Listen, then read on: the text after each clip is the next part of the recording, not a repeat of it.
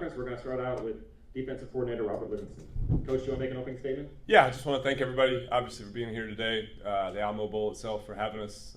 City of San Antonio has been great. We've been here 3 days. It's a phenomenal place to come. I have 4 young children with me, so God knows we've seen the sights and sounds of San Antonio, and just very grateful to be here and excited for the game. So with that, any questions? One more thing, I'm sorry. Our football operations staff has done a phenomenal job. So Reg Calhoun, Taisha Stewart, Ms. Ty, TA, all those guys, they make the whole thing go. So we just show up for lunch, and God knows how much work has been put into it and getting to UTSA and all that stuff. So really a special shout out to those guys. They make everything roll easy. So with that, any questions?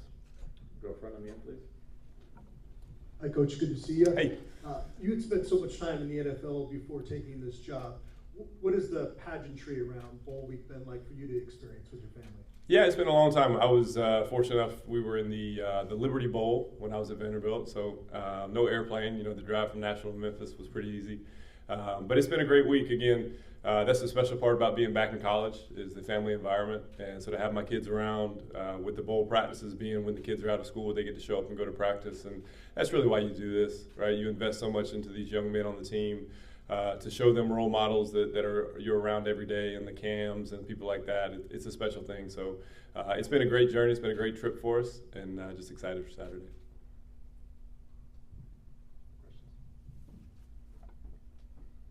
Front two. Hey, good to see you. You too.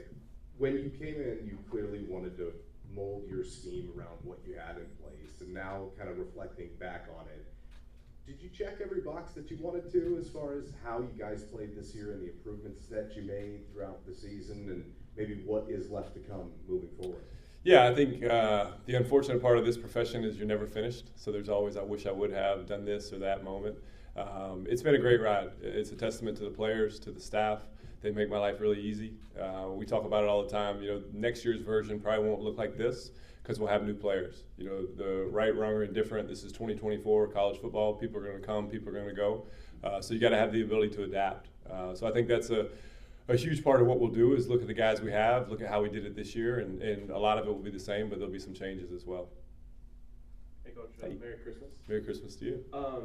You got some new guys in at practice with the early enrollees. I'm curious how those guys have looked to you and if anyone specifically has stood out. Oh, it's still too early. It's a huge head start for them. It's a great way to kind of get to know them and be around them.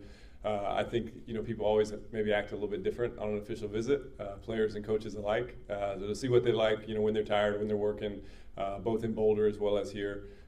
Really excited, for the 6 practices they get that are extra going into spring ball. Those are invaluable. So it's a great start for them, and they get to be a part of this as well. I think that's a special thing. I think too often we forget, these are 18 to 22, 23-year-old kids. This could be, the last time they go to a bowl game, heaven forbid. So to go through this, and obviously the way they do it here is phenomenal. It's top shelf.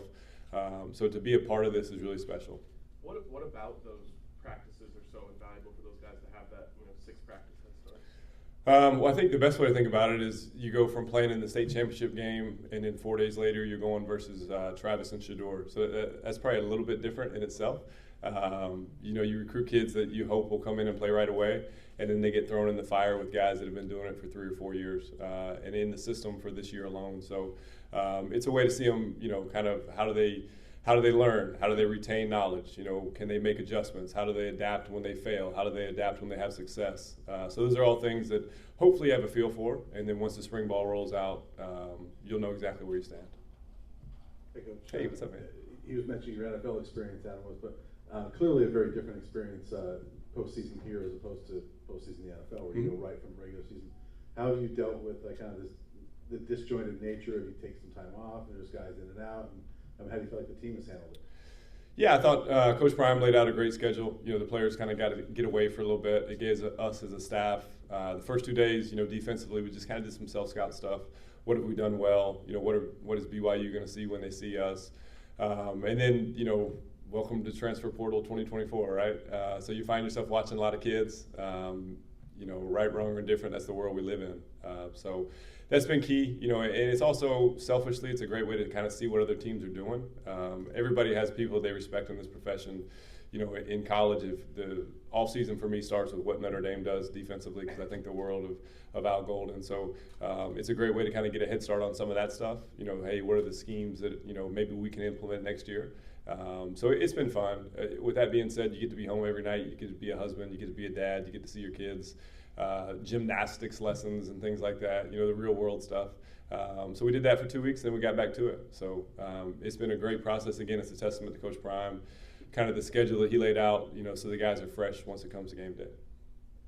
Coach, we had BYU in here just before you guys. Okay. They shared their excitement to not only face you guys, but also the firepower that you have. When thinking about what you've seen from them so far on tape and what they've been able to do this season, what are you most looking forward to against BYU? I think the best compliment you can give them is, you feel them every time they play. There's a real attitude with how they play. They play connected football.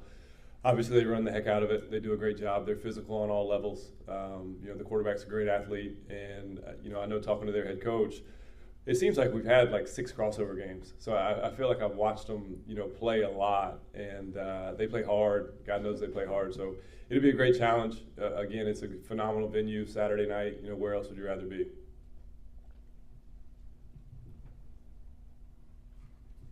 Clearly, with your NFL experience, you have a lot of great connections, and you're going to have a crop of guys here going to the NFL who are maybe projected as mid, late, maybe undrafted guys, tweeners. Coach Prime talks about how guiding players to the NFL is one of the bedrocks of, one of the parts of the bedrock of this program. How involved do you intend to be on behalf of some of those guys, maybe getting in touch with coaches, scouts, et cetera, things like that? Yeah, I'll vouch for those guys to anybody. Again, they just gave us 6 months of the hardest thing they can do, and they put us in this position. We're here because of the players we have, and I'm pulling for them. I'll pick up the phone and call anybody because they've answered the bell for us. So I think obviously the more guys that have success, the more guys want to come. That's the selfish part about college football. Let's be honest with each other. If you get 4 guys drafted, then more players are going to want to come play for you. That's just the way it goes. So no, we've got some phenomenal young men that I think have bright futures on the next level. What are the keys for guys like Monte and Shane and Shiloh and Cam and players of that ilk to make an impression and to capitalize on these next couple of months, being a coach that has seen that and what you were looking for? What's important for those guys to handle this time of year? Yeah, I think it starts, at least myself personally, when you're going to scout a player for the draft, the first thing you do is you watch their last game, because that's the last exposure you have. And then from there you go to an all-star game, watch the one-on-ones, do all that stuff, and then you get into the season. So as I told those guys, they still got everything out in front of them. You go out there, if you're Shiloh or if you're Cam and you have a couple interceptions and a bunch of tackles, then you got somebody's interest, and it goes from there. And then once they get their foot in the door, it's all about what you do with your opportunity. If you're playing 5 plays in the third preseason game, or if you're the PP, or if you're the L1 and you make a play, you're going to get noticed. That's the next phase of this journey is, what do I do with my opportunities? And if you're undrafted, you probably don't get as many as the first round pick. That's just what it is, right? So just make the most of what you can and go from there. Hey Rob, I remember you said a couple weeks ago in Boulder when we talked to you about part of the appeal of this job was building something from the ground up. Mm-hmm. And obviously today you mentioned, there's going to be different personnel next year on the defensive side. What's kind of the balance for you as a coordinator in trying to set the standard of what you expect out of your defense, while also trying to reinvent yourself based off of your personnel and the guys you have year in and year out? Yeah, to me, stats are cute and people talk about them a lot, but at the end of the day, the only thing that matters is points, right? So yards don't equal points for us. If we can play great situationally, so that's third down, that's red zone, and we keep the points low, then that's what we want to do. In terms of, the standard, you want to be able to feel us. That's what we've always talked about. I think we've all watched a game where the defense is flying around and you find yourself almost cringing when somebody cuts back. That's who we want to be. We want to be the hardest playing team that you can. And then, you're going to have 5 or 6 players that can impact the game. So how do you get those guys shots? Steph Curry's going to take a 3 every 4 or 5 times down the floor. It's just what it is, right? So if you got a great pass rusher, let's let them rush, right? If you got a great cover player, let's let them cover. And if they get hot, keep feeding them. I think we can make this game harder than it has to be. But it starts with the people and it starts with the personnel. Let's go 2 more questions, one in the middle. Hey Coach, Merry Christmas to you and the fam. Thanks, man. You too. I appreciate it. You mentioned that obviously there will be new players obviously on the defense next season, and that secondary in particular, it'll look a lot different. Obviously, Travis, Cam, Shiloh, and others. How confident are you kind of in the potential of, some of the young guys in that secondary, Colton, Carter, DJ, and obviously some of those other guys? Yeah, I'm super excited just to see their growth from the beginning of the year this year to where they're at now and knowing where they can go. I know I've said it before, I think Kevin Mathis is as great a teacher as anybody I've ever been around. So I have no problem that the corners, they're going to flourish, they're going to do well. If somebody doesn't mess up the safeties, then they'll do well too. So no, it's exciting. Anytime you have young players that have been a part of it, that know what it's supposed to look like, they know how Travis works. We've talked about it before. Anytime your best player is your hardest worker, that equals culture, right? So they've just seen that for a year, and then now they saw him walk away with the Heisman Trophy. So if you need to be pushed, then you probably haven't been paying attention, right? So now it's your job. We're in a relay race, and the baton has been passed to you, bud, and it's going to be what you do from there. So it'll be an exciting spring. I'm sure we'll add some more people, and I think competition obviously brings the best out of everybody. So it'll be fun. Is there a final question? Thank you, Coach. Thanks.